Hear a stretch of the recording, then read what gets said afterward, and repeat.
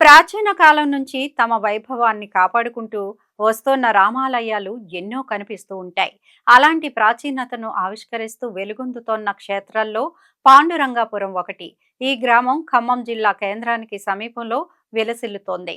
ఈ చుట్టుపక్కల ప్రాంతాలన్నీ కూడా వనవాస కాలంలో సీతారాములు తిరిగినవేనని చెబుతూ ఉంటారు. సువిశాలమైన ప్రదేశంలో నిర్మించబడిన ఈ రామాలయం ఒకనాటి వైభవానికి ప్రతీకగా కనిపిస్తూ ఉంటుంది.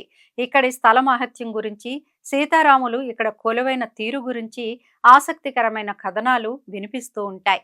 ఇక్కడ స్వామివారిని భక్తులు తమ ఇలవేల్పుగా భావించి పూజిస్తూ ఉంటారు. వివాహం అనంతరం నూతన వధూవరులు సీతారాములను దర్శించి వారి ఆశీర్వాదం తీసుకోవడం ఒక ఆచారంగా వస్తోంది. విశేషమైన రోజుల్లో సీతారాములకి ప్రత్యేక పూజలు నిర్వహిస్తుంటారు. శ్రీరామనవమి జరిగే రోజున కళ్యాణ మహోత్సవానికి చుట్టుపక్కల ప్రాంతాల నుంచి కూడా భక్తులు పెద్ద సంఖ్యలో తరలి వస్తూ ఉంటారు. సీతారాములను పూజించడం వలన వివాహ యోగం, సంతాన సౌభాగ్యాలు కలుగుతాయని విశ్వసిస్తుంటారు. ఈ క్షేత్రం మహత్యం కారణంగా ఇక్కడ అడుగు పెట్టగానే పాపాలు నశిస్తాయని, పుణ్య ఫలాలు ప్రాప్తిస్తాయని చెబుతూ ఉంటారు.